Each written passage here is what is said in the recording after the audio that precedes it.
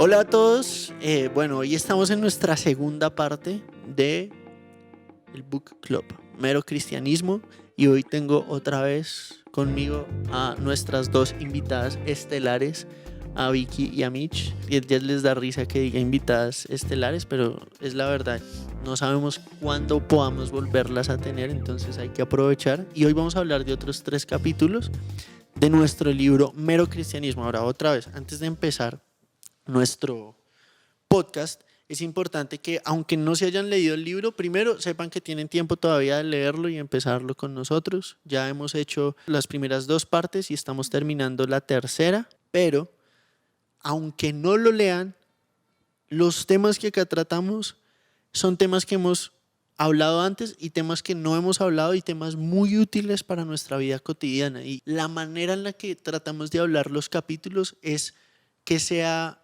incluyente a las personas que de pronto no han escuchado el podcast, no han leído el libro y quieren saber de qué se trata, cómo vemos desde la fe cristiana el mundo, la sociedad, cómo concebimos lo que significa ser humanos, etcétera, etcétera. Entonces sé que va a ser de utilidad de alguna u otra manera para los que lo ven. Sin más preámbulo, vamos a empezar con nuestro primer capítulo del día de hoy, que es la moral y el psicoanálisis. ¿De qué habla este capítulo, Vicky, por favor, o Mitch? ¿Qué les pareció interesante? ¿Qué les pareció importante?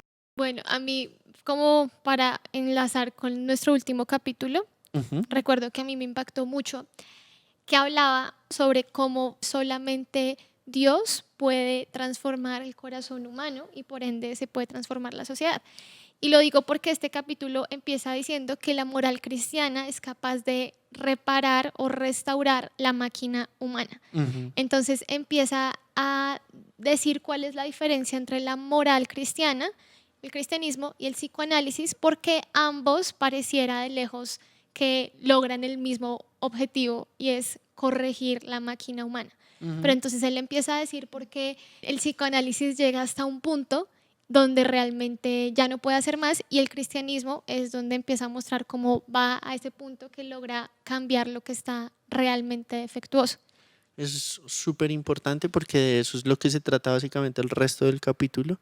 Y yo sé que puede ser un capítulo un poquito técnico para entender en ciertas cosas porque compara como las 2 caras del psicoanálisis que son Freud y Jung, y habla de que se menciona muy poco a Jung precisamente porque, bueno, es un tema muy complejo en el que no hay tiempo para indagar, pero básicamente la diferencia entre uno y el otro es la perspectiva que tienen acerca de la inclinación natural hacia buscar un poder superior, buscar lo sobrenatural o de pronto la religión como tal, y tienen como perspectivas muy diferentes estas 2 figuras, pero lo que hace C.S. Lewis en este capítulo es distinguir entre por qué no podemos decir que la psicología o el psicoanálisis sustituyó o compensa o suple las necesidades que el cristianismo suple. Y se me hace una distinción muy importante que hace con el ejemplo de los soldados. Entonces hay un ejemplo donde dice que 3 soldados van a la guerra y 2 soldados tienen una fobia a morir profunda y viene un psicoanalista y les hace terapia de tal manera que ya no tengan esa fobia irracional, sino que puedan pensar con claridad. Listo, ya pueden pensar con claridad, pero aún ahí tienen que tomar la decisión. Entonces digamos que uno de ellos dice, ahora puedo pelear valientemente por mi país, pero el otro dice, ahora puedo usar este conocimiento que tengo para huir y dejar a mis compañeros y que ellos hagan el trabajo sucio por mí. Y al final del día, la psicología arregla de pronto como cuando uno va al médico porque tiene un dolor de cabeza, porque, no sé, se fracturó una pierna, pero aún sigue siendo la responsabilidad de uno, una vez ayudado, si funciona el tratamiento, de aprender a volver a usar la pierna, de usarla correctamente, etcétera, etcétera. Entonces, como que puede ser una distinción, y me tomo el tiempo de explicarlo porque puede ser algo difícil de entender para una persona que está entrando a explorar este tipo de temas. Y también, aprovechando que en estos podcasts de Mero Cristianismo se ha convertido en una manera de promocionar nuestros antiguos episodios, el capítulo con la doctora Rebecca McLaughlin de Psicología y Fe habla mucho de esto, porque Básicamente lo que C.S. Lewis propone es, la psicología nos ayuda con el material bruto, con el material crudo, por así decir, que se dañó. Pero una vez arreglado, tú tienes la responsabilidad moral de elegir lo correcto.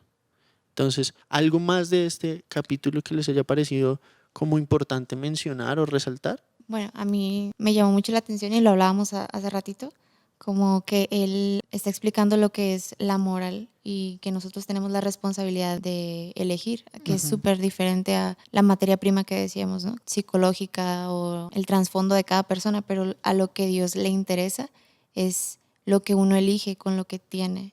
Exacto. Entonces, eso se me hacía súper importante porque lejos de que uno pueda poner excusas o decir, es por esto, es por lo otro, él hace esa distinción para que podamos como realmente darnos cuenta que siempre elegimos. Algo que me pareció increíble es como cada decisión también se vuelve determinante en lo que nos vamos convirtiendo. Entonces él dice, en otras palabras, él habla del núcleo del ser, pero vamos a ponerlo como el alma.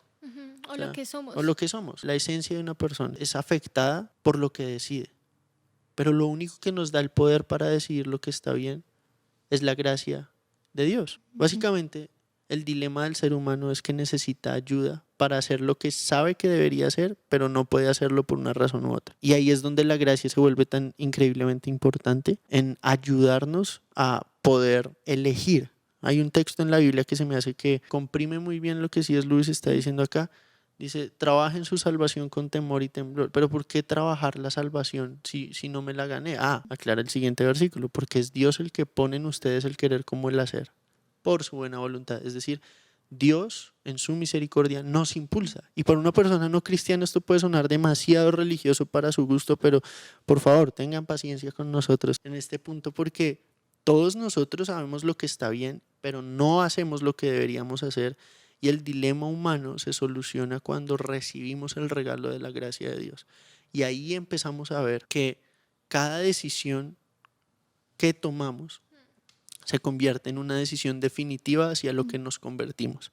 Entonces creo que es muy, muy, muy importante leer este capítulo despacio porque estas cosas son muy importantes. No podemos simplemente echarle, como decía Mitch, la culpa a nuestro contexto, ¿no? Y creo que es algo que se conecta muy bien con el siguiente capítulo, que es la moral sexual. Entonces es un tema un poco fuerte para hablar para algunas personas, pero creo que es profundamente importante. ¿Qué les gustaría compartir acerca de ese capítulo en específico? Bueno, antes de terminar, yo quisiera solamente recordar dos cositas súper importantes que se me hicieron de ese capítulo. Y es lo que hablábamos hace un momento acerca de Dios nos juzga por aquello que nosotros no vemos. Y antes de empezar bueno, más bien de grabar, porque ya veníamos conversando, estábamos hablando de cuando hay una persona como nosotros que de pronto crecimos en un contexto sano, no sé, en la iglesia, en una familia sana, etcétera, etcétera. Y tú decías como a veces tú le has compartido a personas diciéndole, nadie entiende la grandeza de mi perversidad porque crecí en un ambiente así, pero aún así. Sí, nosotros en la iglesia cuando viene una persona por primera vez, por lo general, lo ve a uno y dice, no, pues es que Tú no has hecho nada, tú tú no no has eres hecho malo. nada, tú no has vivido lo que yo he vivido, tú no has hecho lo que... Pero lo que yo siempre les digo es, uno tiene que ser muy malo para haber nacido en un hogar con padres buenos, presentes, nobles, amorosos y ser una mala persona. Y ese era mi caso. Yo entiendo por qué una persona podría ser mala cuando creció en un hogar disfuncional, pero mi tipo de maldad es un tipo de maldad también profundamente maquiavélico. Entonces muchas veces, y creo que esto era súper importante lo que mencionas antes de terminar, porque muchas veces categorizamos los pecados diciendo si es muy escandaloso, entonces es muy grave, pero hay muchas cosas que son profundamente corruptas que se maquillan de acciones hipócritamente buenas. Yo puedo hacer algo por una persona solamente con la motivación de gloriarme a mí mismo, de quedar por encima de esa persona. Si hay una raíz de todo pecado es el orgullo. Entonces hay cosas que son detestables que no se ven escandalosas. Es como, hay tipos de cáncer que no se ven tan escandalosos como una cortada, pero una cortada superficial. El cáncer es destructivo y terminal, entonces es lo mismo en el alma humana. Sí, a mí la frase que hace un momento leía, se me hace increíble cuando dice: algunos de nosotros que parecemos tan buenas personas podemos haber hecho tan poco uso de la buena herencia genética, de la buena educación, que somos en realidad peores que aquellos que consideramos los peores criminales. Y también la conclusión con la que él cierra se me hace muy importante rescatarla, porque dice que cuando una persona es expuesta a la luz, por decirlo así, puede ver cada vez más su propia maldad. Cuando tú hablabas de que lo que es se va corrompiendo más, como ese núcleo central, o bueno, como lo que es, sí, su ser, su esencia, él dice, cuando es malo, cada vez va a tener menos capacidad de reconocer la maldad que hay en él. Y por eso me parece que la frase con la que acaba, cuando dice: la gente buena conoce lo que es bien y lo que es el mal, pero la mala gente ya no está conociendo ninguna de los dos. Sí, eso es increíblemente importante. Solo una persona que se preocupa por hacer el bien sabe cuánta maldad hay en su propio corazón. Creo que también dice, ¿no? Solamente puede ser sanado alguien que quiere ser sanado antes. Y para ser sanados tenemos que ver que está mal, ¿no? Exacto.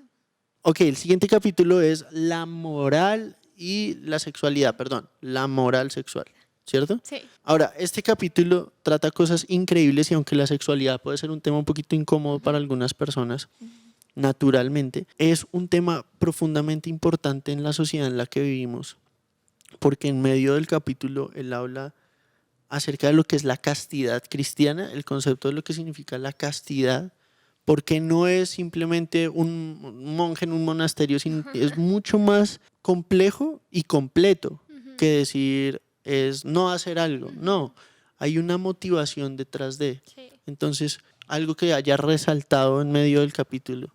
Bueno, a mí se me hace increíble la introducción cuando dice: es la menos popular de las virtudes cristianas. Total. Porque siento que sí es como el tema que es como, uy, no, ¿cómo pueden ser así o pensar así? Entonces se me hace increíble que este libro lo escribió, no sé, tú me dirás, hace como 50 años más, no sé En los cuánto tiempo, 60. en los 60. Bueno, fue hace mucho Fue hace tiempo. mucho, la verdad no No sé si fue recuerdo. en los Fue en el 40. 52. Acá está, en la En entrada. el 52. 52. Entonces imagínense, hace más 70 años prácticamente, y cómo describe la sociedad, o más bien la idea que la sociedad vende de la sexualidad, es increíble porque es como si lo estuviera diciendo hoy, pero no sé qué opinaría si hubieras vivido hoy, porque él habla muchísimo como de toda esta idea que se vende a través de los medios, de las propagandas, de las películas, de lo que es la sexualidad. Y él dice cómo hay tanta gente interesada en venderla de esta manera porque finalmente mueve dinero. Y creo que es algo pues muy ad hoc, como muy pertinente para nuestra época. Algo que se me hace increíble de lo que habla es cuando lo compara con el apetito y con las ganas de comer. Dice, es muy extraño la manera en la que pensamos acerca de la sexualidad si pensáramos acerca de otras cosas así. O, por ejemplo, cuando lo comparamos con la comida.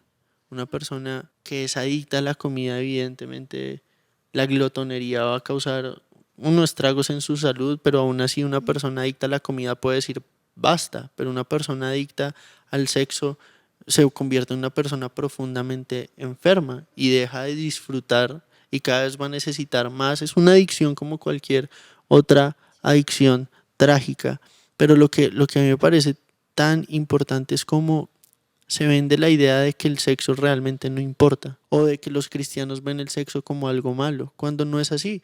La sexualidad está diseñada como todo en la vida cristiana. Yo creo que uno de los etos, por así decirle, de los principios más importantes del cristianismo es todo fue hecho bueno a su tiempo y la maldad es agarrar, como lo hablamos en algún episodio, algo bueno y convertirlo en algo malo. Entonces una persona se puede convertir en una esclava. Y otra vez, segundo episodio relacionado con esto, el de la pornografía. Hay mucha gente profundamente enredada en desórdenes en su vida sexual porque compraron una idea incorrecta de lo que significa la sexualidad en la vida de una persona y lo hicieron un fin en sí mismo, lo hicieron un Dios en su vida. Y las personas con las que yo he hablado que luchan con esto, lo que más desean es nunca haber entrado en ese mundo, en esa vida, en esa adicción en el primer lugar. Pero ese es un tipo de daño que o uno reconoce como peligroso o uno tiene que pasar las consecuencias para ver que realmente no era lo que me pintaban.